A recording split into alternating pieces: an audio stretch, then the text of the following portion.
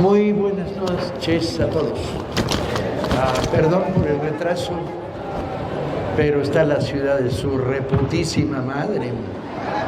Hice de la reunión donde andaba aquí 1:50, cuando habitualmente hacemos 45 minutos.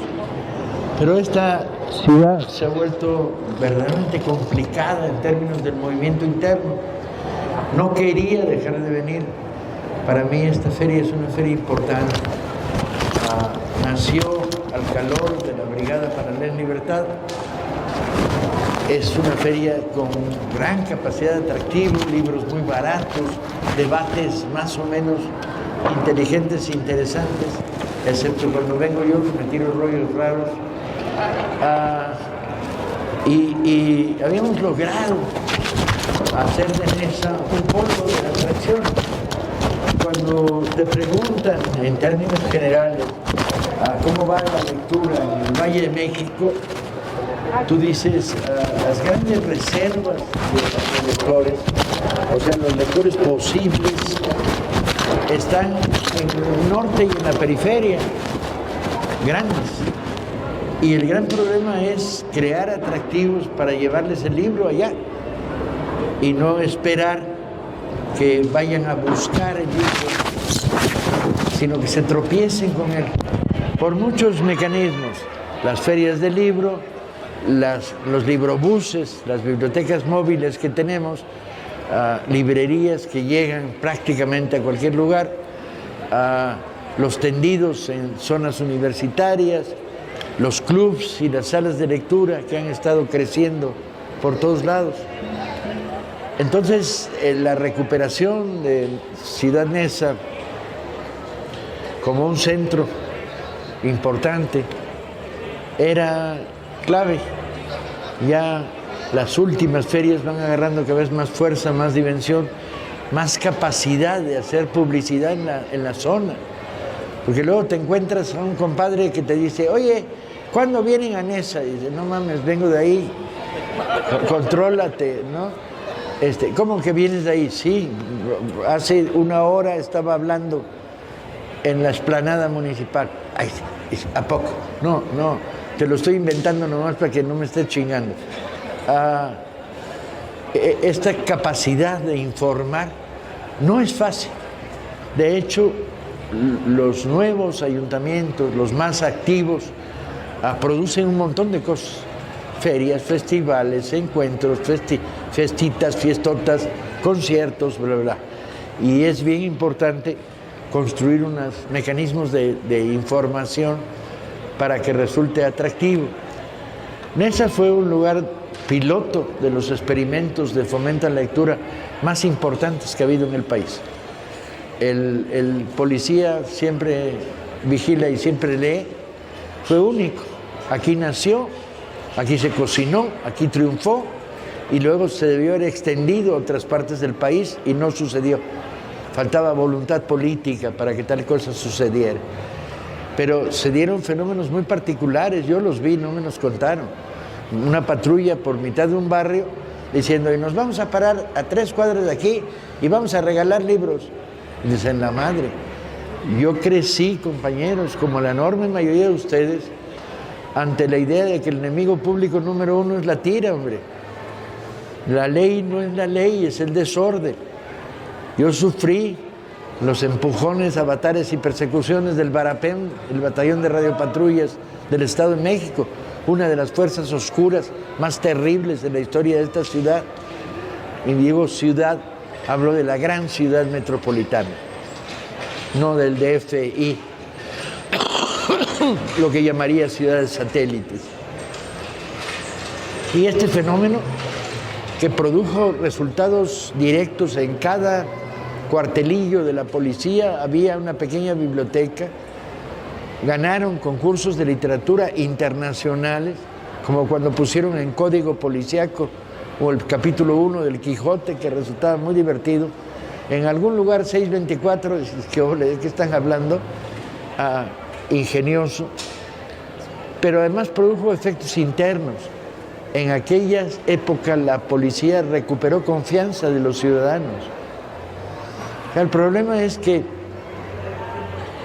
en los años 60, 70, fin del siglo, tú decías, iba por no sé dónde y me asaltaron.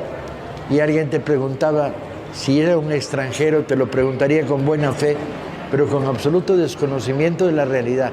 Y se lo reportaste a la policía y tú decías, ¿para qué quieren que me asalten 2 veces? Esa era tu respuesta natural. El orden no existía, la policía era un cuerpo de ejercer el terror, pánico, miedo, arbitrariedad y sobre todo en una escuela de mordidas. El acceso a los derechos ciudadanos, a tener un trato justo. Y si eso le añadías un sistema judicial, que ahorita lo estamos desmoronando afortunadamente, de ministerios públicos con carpetas que llevaban del suelo al techo, que no hacían investigación. Y uno vivía estas experiencias. Yo como escritor además las vivía con una gran intensidad, porque es el material que usé en algunas partes de mis libros. La historia de el hermano de Juanita. ¿Y quién era el hermano de Juanita? Pues era un cuate. ¿Qué hacía este cuate? Vendía ropa en un tianguis. ¿De dónde la sacaba? Sepa su madre. Tenía unos abastecedores. De repente llega Juanita y dice, mi hermano en el tanque. Yo lo conocía, cuate simpático, buena gente, voluntarioso, chambeador. Y le digo, ¿acusado de qué? Acusado de vender ropa robada. Y era cierto, pues a lo mejor, pero ¿por qué lo detienen a él y no al que le vendía la ropa? Él era un pequeño comerciante que ganaba 1%, pero el que ponía el changarro y ponía la ropa y pagaba la renta en un tianguis, a ese no lo tocaban, porque la ley pegaba abajo, la ley entre comillas. Bueno, seguí la investigación, buscamos un abogado, interpusieron recursos. Bueno, nadie salvó al hermano de Juanita de 6 meses de bote, con todo y que su única culpa era no haberse preguntado en voz alta de quién chingados es la ropa que estoy vendiendo y de dónde sale. Cosa que por demás les recomiendo a los aquí presentes. Aquí ha de haber más de uno que para sobrevivir completa el salario formal con el tiangueo. Pregúntese de dónde sale y tengan cuidado, porque la red está planteada para impactar sobre el más débil, y el más débil es el último escalón, el inocente. Entonces esta feria jugaba un papel, poner a discusión estas cosas, discutir, debates, presentaciones de libros particularmente activos que tuvieran inteligencia, reflexiones, que nos sirvieran como retratos en ficción de nuestra libertad y nuestra realidad, sin dejar de ser amenos, divertidos, apasionantes. Nosotros creemos en el poder curador del libro. No es mágico, no es médico brujo, el libro tiene limitados poderes curadores, limitados, pero tiene poderes. Y los conocemos porque la gente que hemos estado años y años en el mundo del libro, pues no hablas de oídas, hablas de lectores que tienen cara y que llegan y te dicen, ya leí esto, ¿y qué opinas? Esto y lo otro. Y sabes que el lenguaje como escritor que pusiste en el libro llegó a uno y tuvo un efecto. Pero además sabes, cuando haces fomento a la lectura, que una sociedad libre es aquella que discute todo, platica todo, investiga todo y no se queda con la información de superficie que en una sociedad como la mexicana produce la radio y la televisión privadas de una manera pinchísima. Si alguien quiere informarse de este país, apaga la radio privada, apaga la tele privada, salte de ahí, porque no vas a informar. Lo que vas es recibir una opinión parcial, sesgada, mala leche, mentirosa, etc. Según los medios de comunicación, el Universal de esta semana, el Canal 13, yo soy el promotor de la destrucción del Canal 13 por razones de que quiero censurarlo. ¿Es esto cierto? No, lamentablemente no. Si estuviera en mi mano ya me los hubiera chingado, se los aseguro. No hubiera dudado. Pero no está en mis manos. Yo soy el director del Fondo de Cultura. Si estuviera en las de ustedes, tampoco nos lo hubiéramos chingado. Pero no es un problema de censura. Que digan las barrabasadas que quieran, que mientan como les dé la gana. Yo lo que decía era otra cosa, lo que dije en el Consejo Nacional de Morena, que es ahora que se va a formar el Consejo Consultivo, que es un grupo de plática, de discusión, de formación de ideas, de reflexión, entre otras muchas cosas. No sería mala idea que discutiera la propuesta de nacionalización del Canal 13. Y la palabra nacionalización no me la inventé, no es una pinche espada de combatientes sarraceno que anda recorriendo el país dándole espadazos y putazos al que se descuide. La palabra nacionalización es un recurso que esta nación ha usado a veces para defenderse del mal. ¿Qué dice el acta de la nacionalización petrolera? Donde el presidente Cárdenas se ve enfrentado a que las compañías petroleras extranjeras violan acuerdos de la Suprema Corte y se niegan a cumplirlos. Dice, por necesidad, voluntad y salud de la nación, chíngate. O sea, el concepto nacionalización es proteger la salud de la nación contra lo privado abusivo. Entonces, yo decía, platiquemos y discutamos, porque el fondo del problema no es la cantidad de mierda que puede producir el Canal 13 todos los días con falsa información, con insultos, no. Lo que tienes ahí es que el dueño de ese canal es un evasor fiscal. ¿Y eso es un pecado? Pues depende de la magnitud. Si es un evasor fiscal como tú, que no declaraste Hacienda, 36 pesos que ganaste vendiéndole una licuadora a tu prima, y entonces, pues no hay bronca. Eso es menor. La nación no va a ser dañada por esta evasión. Yo pago rigurosamente mis impuestos todos los años. ¿Lloro cuando los pago? Sí lloro, pero los pago. Porque tengo la idea de que mis impuestos van a ser 3 camas más en un hospital, una escuela que se va a fundar en Saltillo que no había, una beca para chavillas de una normal superior que son madres solteras.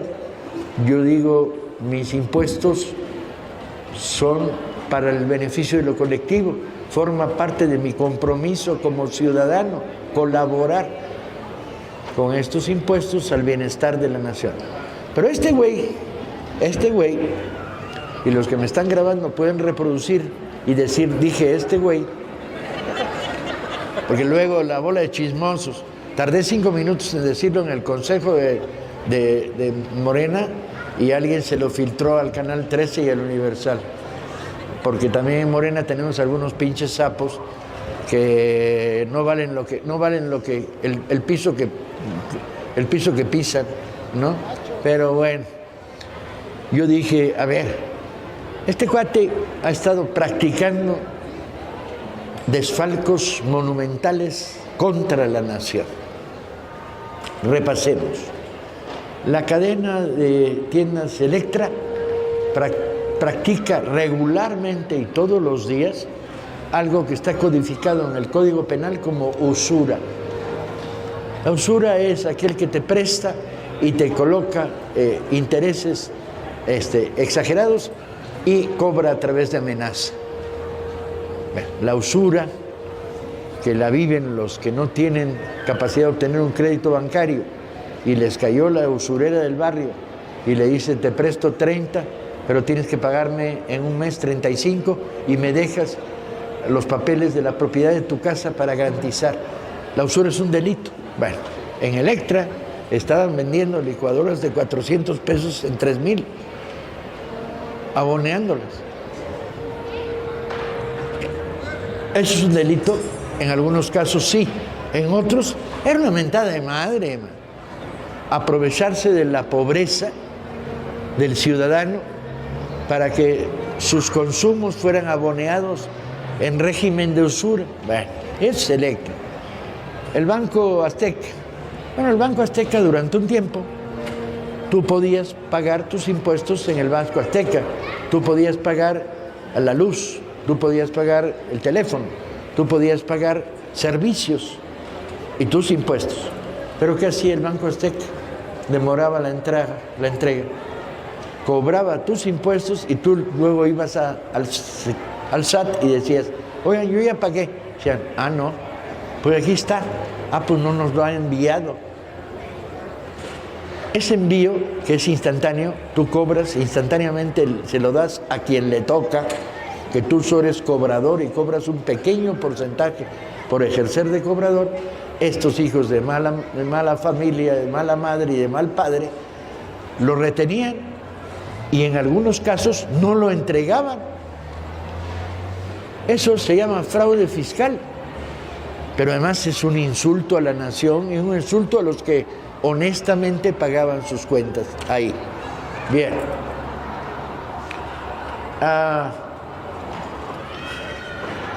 ¿Era lo único? No.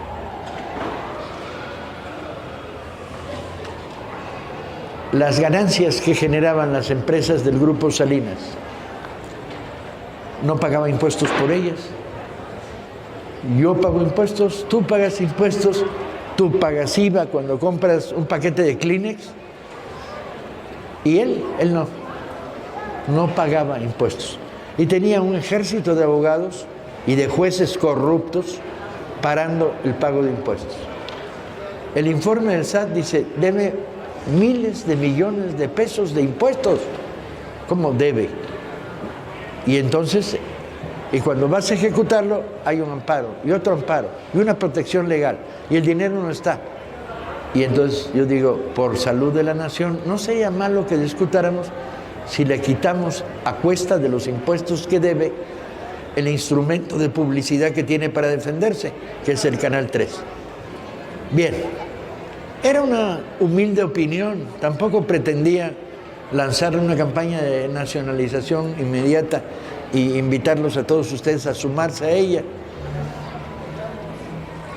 No, el peligro que tengo es de abrir el hocico y decir, y convertirme en el paladín de una campaña de nacionalicemos al 13. Pero está en el aire. Y la reforma judicial le va a quitar los dientes a todo este sistema de millonarios que no pagaban impuestos, de millonarios que recibían historias que tú dices, pero ¿y cómo es esto? Porque conforme ibas estudiando el pasado, la historia reciente de México, era como entrar a una granja de puercos, chinga, por lo marranos. La Procter & Gamble recibe del gobierno de Querétaro 10 años de exención de pago de agua. ¿Alguno de ustedes tiene 10 años de exención de pago de agua? Yo no. Y luego, es que, bueno, hubo un trato con el gobernador de Querétaro. No mames. Una empresa que hace jabones y champús gasta una cantidad de agua brutal, exenta. Pero así te vas por todos lados. Una buena parte del país está vendida a las mineras a cielo abierto, que trabajan con la táctica de destrucción de la tierra. No solo extraen oro, plata, etcétera, sino que de pasada, ¿sí?, contaminan con arsénico las poblaciones cercanas, los mantos de agua. Y una buena parte del país tienen concesión. ¿Quién se las dio? Y muchas de ellas ni las usan, ahí las tienen. Y tienen sindicatos blancos de empresas que todavía no existen y que ya tienen sindicato. Cuando el sindicato es una organización de los trabajadores, ahí sin trabajadores aparece la magia. Por todos lados, cuando abusas, revisas los abusos del poder, pues lo que tienes es un desastre de magnitudes totales que hay que ir componiendo poco a poco. Voten, no dejen de votar por el nuevo Poder Judicial, de veras no dejen. A no ser que les guste tener los jueces que tenemos, porque los jueces que tenemos, puta madre, son de película de gángster de Chicago. Son güeyes que soltaron a un narco 24 horas que estaba con las manos en la masa. Son cuates que le dieron a un asesino la posibilidad de huir. Son cuates que se vendieron al dinero. Y es que en este país, durante muchos años, el gran Dios fue el pinche dinero. El dinero. Y era una cultura.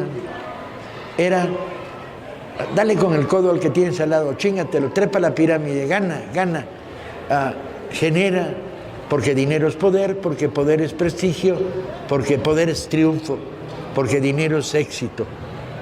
Y esta cultura de la insolidaridad, de la falta de sensibilidad para los problemas sociales y para el conjunto, pues se extendió.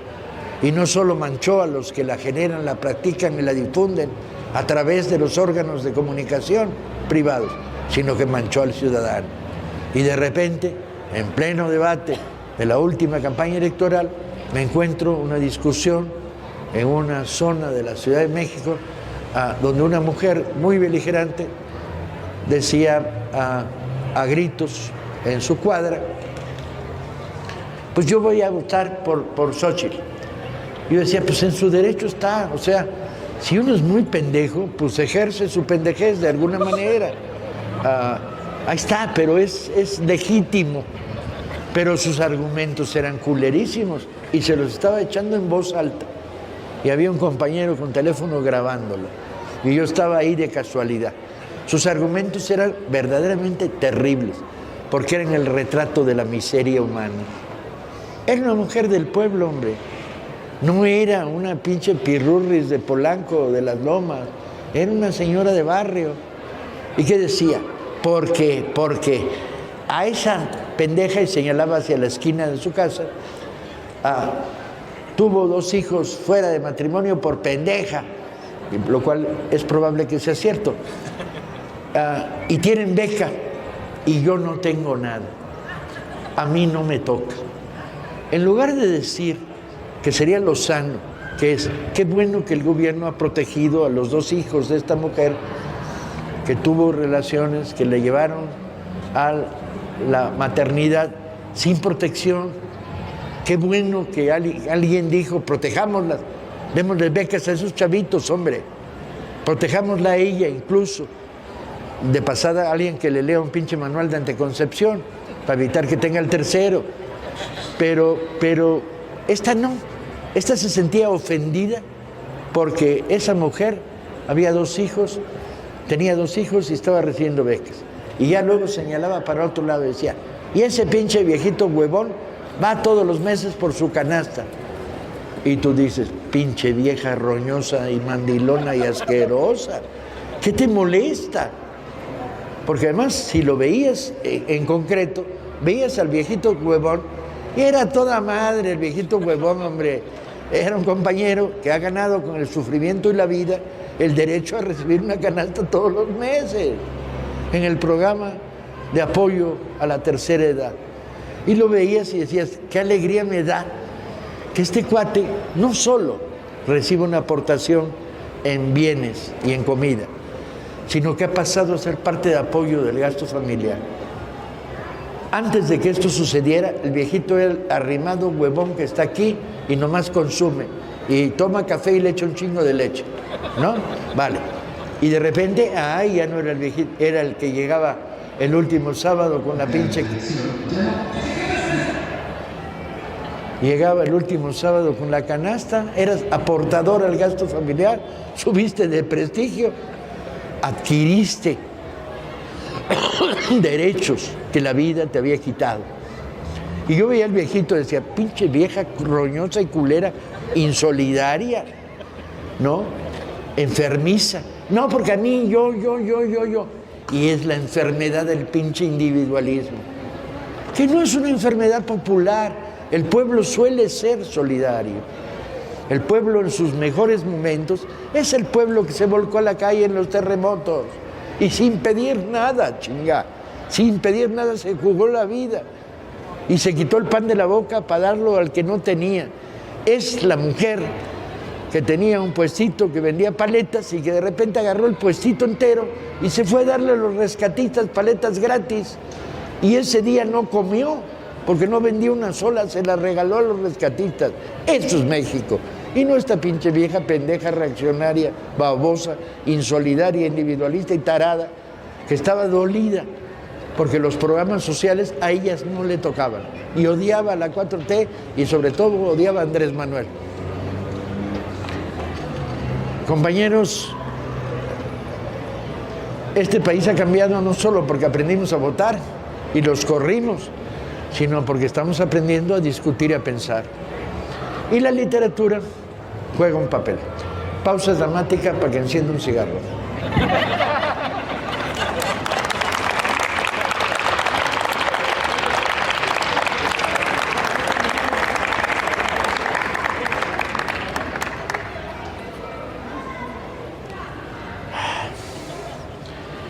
Me volví escritor porque en mi entorno familiar era el oficio más chingón del planeta.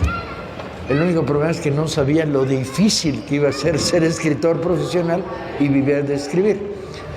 A lo largo de los años de juventud, decidí dejar de estudiar esto que me gustaba, no preocuparme si me daban créditos o no, no terminar ninguna carrera, tomar las clases que me parecían interesantes, pensando con mentalidad de lo que quiero hacer es construirme una carrera de escritor. Y esto estudio porque es lo que me interesa. Y estudiaba muchísimo más porque leía como sopilote. Y era el gran oficio. El único problema es que para lograr vivir de lo que escribes, le ronca. Le ronca. Y vivir bien de lo que escribes, le super ronca, compañeros. Y entonces ejercí oficios de escribidor. ¿Qué hacen los escribidores? Escriben cuantas mamadas les dan dinero por escribirlas. Para que se dé un color.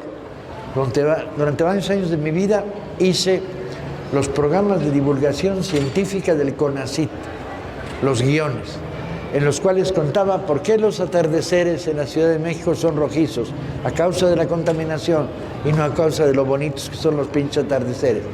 Y cómo demonios funciona el rescate de agua del mar en las desalinizadoras en Baja California. Yo escribía los guiones de temas que en general me valía madre. En general. O sea, era yo profesional, lo hacía lo mejor que sabía y podía, pero me valía madre. Y escribía porque me daba una lana todos los meses. Mientras tanto me dediqué a militar en la izquierda mexicana y en el movimiento sindical particularmente, que era lo que yo creía que era el verdadero objeto de la vida. Trabajé escribiendo los horóscopos. Agárrense. Cuando, para los más viejos aquí recordarán la época en que en Televisa los horóscopos los decía Paula Cusi, que era la amante de Azcárraga en esa época, y yo escribía el texto. ¿Quién sabe cómo había conseguido esa pinche chamba? Porque no tenía ninguna capacitación fuera de mi habilidad para escribir. Si quieren saber cómo se escribía, mejor todavía. Me sentaba en la terraza de un restaurante y veía pasar a alguien. Lo veía y decía, oiga, ¿y usted de qué? ¿Cuándo nació? No sé qué. Decía, Capricornio. Se veía como que la vida, y entonces yo escribía, Capricornio, la vida te va a sonreír. Y de repente pasaba una pinche señora toda estirada y mamona y decía, oiga, ¿usted de qué signo del zodiaco es? No, yo, Aries. Aries, te van a traicionar, tu marido te pondrá los cuernos. Y yo me daba lujo escribiendo los pinches horóscopos. En una de estas estaba en el canal de televisión trabajando de escribidor y la actriz que leía los horóscopos se me acercó y me dijo, Taibito, hay que echarles más galleta, más ganas. Le dije, pero esta pendeja no sabe cómo los escribo, ¿o qué? ¿De veras cree en el zodiaco? No mames. ¿Y cree que yo soy intérprete del zodiaco? No mames. Y entonces se fue al estudio que estaba en la planta alta, a la cabina del estudio, y el cabrón del director de la serie, del programa, que se llamaba Fernando G., no se me olvidará, hijo de la chingada, dejó el micrófono abierto en la parte de abajo mientras yo despoticaba. Ya esta pendeja que cree que va, y lo oyó todo y se acabó mi empleo. Ya no pude seguir haciendo horóscopos. Hice fotonovelas, los guiones. La que mejor me salió fue una de una monja que roba bancos. No por la parte de la monja, de la que yo no sabía nada, sino por la parte del robo de bancos. Esa fotonovela me produjo, pero yo no los firmaba un intermediario que se llevaba la mitad del dinero que le pagaba la empresa, porque en el trabajo esclavo nunca sabes dónde está el moche, cuánto te toca. Y viví varios años produciendo. Hice algunos guiones de programas de televisión. Venía recordando estos días que había actores de televisión que me caían en la punta de donde están pensando, por despóticos, por machistas, pero que tenía una cierta ternura por algunos otros. En particular recordaba que tenía ternura por Manzanero, al que me tocó hacerle una entrevista a Manzanero. Y Manzanero arrancó la entrevista diciendo: yo empecé mi lucha por el buen gusto desde muy tierna edad, y que me suelta una pinche carcajada y se fue a la mierda la entrevista y se negó a seguir hablando. No me pude resistir, chinga, ¿no? Bueno. Me hice escritor así, pero era evidente que el oficio se iba corrompiendo, que de hacer estas cosas no adquirías ni un gramo de talento. Y me volqué hacia decir, ¿qué quiero escribir? Y me dije, quiero escribir una novela policíaca, porque quiero contar cómo se entrama el crimen en nuestras sociedades con la vida diaria. O sea, quería hacer algo así como una novela policíaca social. Y me embarqué, salió, le fue bien, luego otra, y a la fecha puedo vivir más que del Fondo de Cultura, que me paga un sueldo muy decente. Vivo más todavía de los derechos de autor de mis libros. Escribí novelas policíacas, libros de historia, biografías, la del Che, la de Pancho Villa, la de Tony Guiteras, la de Mariano Escobedo. Escribí libros que me consumieron como Patria, contando la lucha del liberalismo mexicano. Escribí una docena de novelas de la serie no una docena, no llega, 10 novelas de la serie de Velasco Arán, a que luego llegaría a la televisión. Escribí, y lo gocé, y gocé la relación que creé con el público a partir de esto. En general es bastante directa y bastante sincera, y de veces es conmovedor. A lo largo de todos estos años, muchas veces me he sentido profundamente conmovido por lo que te dice un lector. El otro día, hace 3, 4 días, llegó un lector a que le refirmara una biografía del Che. Originalmente se la había firmado hace 10 años, al que luego me enteré que había sido su padre. Y me dice, mi padre fue lo último que leyó. Dijo, no me voy a morir sin terminarla porque este libro me gusta mucho. Me dice este cuate. Yo dije, puta madre, se te caen los huevos al suelo y el corazón flota, ¿no? De decir, no me voy a morir hasta terminarla porque este libro me gusta mucho.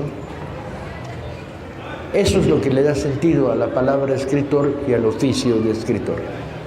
Los escritores escribimos en soledad, pero el libro vuelve la escritura un puente entre ustedes y yo.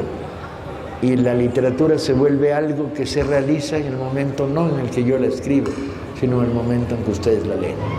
Y como llegué muy tarde, no me voy a tirar mucho rollo hoy. Con todo gusto le firmaré libros a todos los que quieran que les firme. Voy a estar por ahí. Sí, voy a estar ahí donde Marina levanta la mano. Aunque, y de nuevo, un orgullo, un honor volver a uno de los territorios donde conquisté lectores, cariño, relaciones, sinceridad, porque no es fácil decirlo, pero estar sentado aquí y estar ustedes sentados allá construye un fenómeno mágico, mágico.